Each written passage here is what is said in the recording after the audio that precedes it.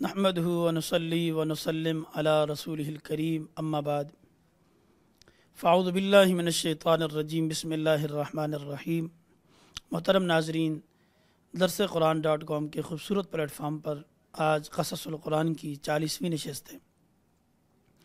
आज की इस नशस्त में हम ज़िक्र करेंगे मलका सबा का और अहले सबा का।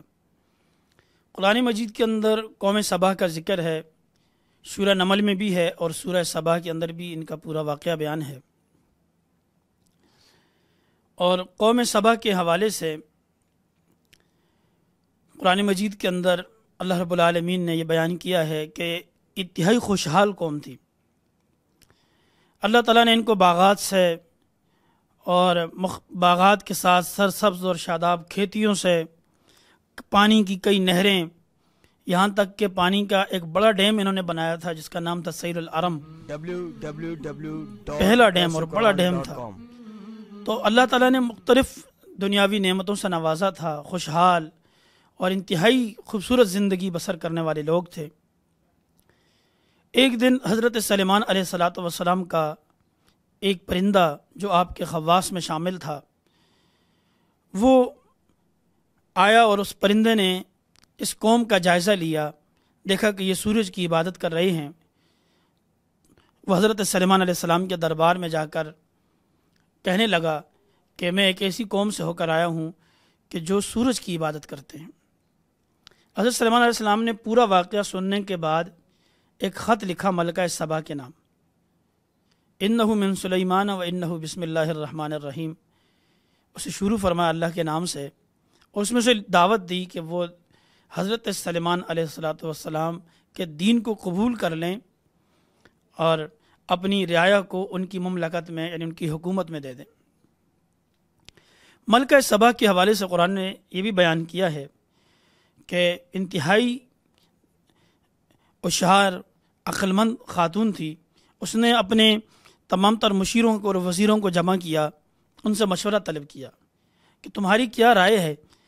ये ख़त है सलेमान का, अब आप बताओ कि हमें क्या करना चाहिए, किस तरह से मामला करना चाहिए।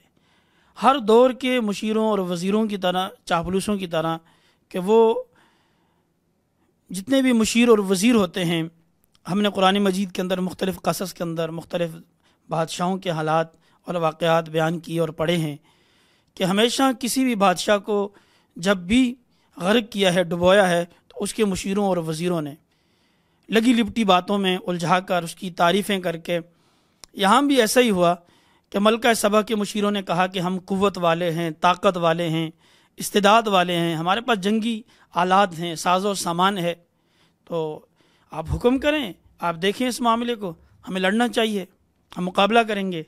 उनकी बातें सुनने के बाद मलका सबा ने उनसे कहा कि नहीं, हमें इंतहाई होशियारी के साथ काम लेना चाहिए।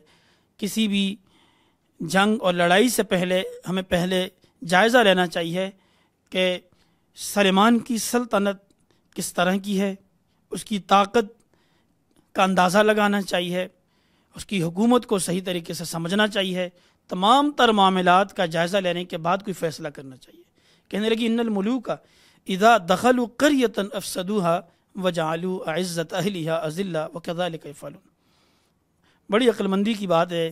कहने लगी कि ये जो बादशाह हैं, इनका तरीक़ा ये है कि जब भी किसी बस्ती पर चढ़ाई करते हैं तो अफ़सदूहा, तबाही मचा देते हैं, वजअलू अइज़्ज़त अहलिहा अज़िल्ला, वहाँ के मुअज़्ज़ज़ शहरियों को ज़लील और रुस्वा कर देते हैं। यानी अमन के नाम पर कहीं दाखिल होंगे या कहीं वैसे ही फातह बनकर चढ़ाई करेंगे तो फिर ये बाद में नहीं सोचते कि वहाँ के कौन से लोग मुअज़्ज़ज़ हैं, मोहतरम हैं, हमने इन शहरों के साथ क्या करना है। कहने का मकसद ये था कि हमारी ये जो मेहनत है, ये जो खूबसूरत हंसता बसता शहर है, ये जो शहरी यहाँ की इंतहाई पुरसुकून ज़िंदगी बसर कर रहे हैं, तो फिर ये चीज़ें बाकी नहीं रहेंगी। इसलिए हमने चाहिए कि हम सोचें, अगर मुज़ाकरात से किसी और तरीक़े से मसला हल हो सकता है तो हम उस रास्ते को इख्तियार करें। एक वफ़द तैयार किया, कीमती तहाइफ उस वफ़द के ज़रिए हज़रत सलेमान अलैहिस्सलाम के दरबार में भेजे। मकसद ये था कि ये तहाइफ भी दिए जाएँ ताकि एक नरमी पैदा हो, एक सफारतकारी की राह हमवार हो।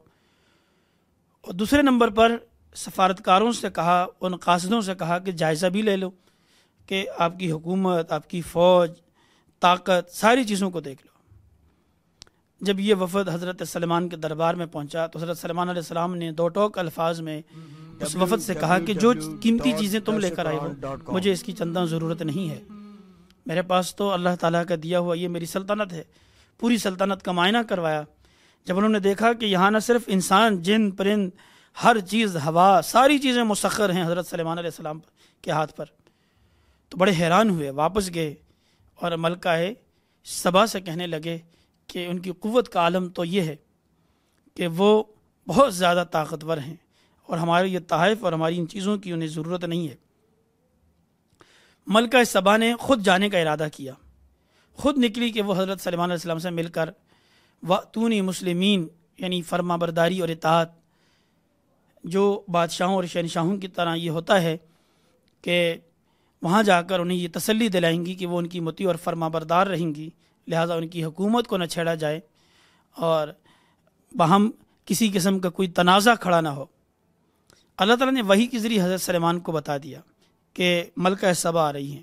حضرت سلیمان نے اپنے دربار میں بیٹھے ہوئے مختلف جو ان کے خواص تھے ان میں سے بعض سے کہا کہ کون ہے جو ملکہ سبا جو وہاں سے نکلی ہے اسے اٹھا کر اس کے تخت کو یہاں پہنچا دے۔ تو ایک دیو ہیکل وہاں موجود تھا، اس نے کہا کہ آپ مجھے یہ آرڈر کریں، مجھے یہ حکم دیں، میں پلک جھپکتے ہی اسے آپ کے دربار میں پہنچا دوں گا۔ حضرت کے حکم پر چند لمحوں میں، یعنی ایک لمحے میں اس دیو ہیکل نے اٹھایا تخت ملکہ سبا کو اور حضرت سلیمان کے دربار میں پہنچا دیا۔ حضرت نے یوں اپنا رخ پھیرا تو سامنے ملکہ سبا حاضر تھی۔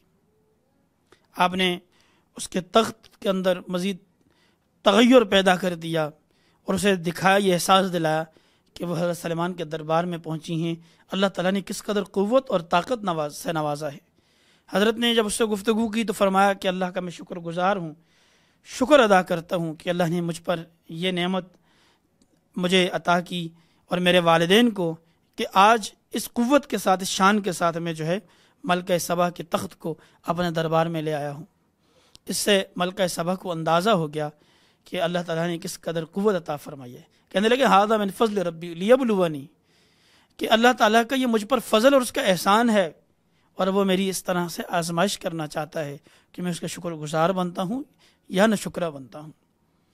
تو ملکہ سبا نے بالآخر حضرت سلیمان علیہ السلام کی دعوت کو قبول کیا اور وَأْتُونِي مسلمین کا جو حقیقی مقصد اور مدعا ہے اس پر پہنچی اور آپ کے جو ہے دین کو اختیار کیا، آپ کی دعوت کو قبول کیا، اور یوں حضرت سلیمان علیہ السلام کی سلطنت میں ملک جو ہے سبا کی پوری رعایا بھی آ گئی۔ اور سبا کے حوالے سے یہ بھی بیان کیا جاتا ہے یہ بھی یہود ہی کی ایک قوم تھی کہ یہودیوں ہی کی نسل سے جو سبا کے علاقے میں آباد تھے۔ تو یوں حضرت سلیمان علیہ السلام کی حکومت میں سبا کی حکومت بھی ضم ہوگی اور ان کی اطاعت اور فرما برداری کا اعلان کیا۔ اللہ تعالیٰ نے ان واقعات کو بیان کیا ہے نصیحت اور عبرت کے لیے۔ اللہ تعالیٰ ہمیں ان بہترین قصوں سے موعظت، نصیحت اور عبرت سمیٹنے کی توفیق عطا فرمائے۔ وآخر دعوانا ان الحمدللہ رب العالمین۔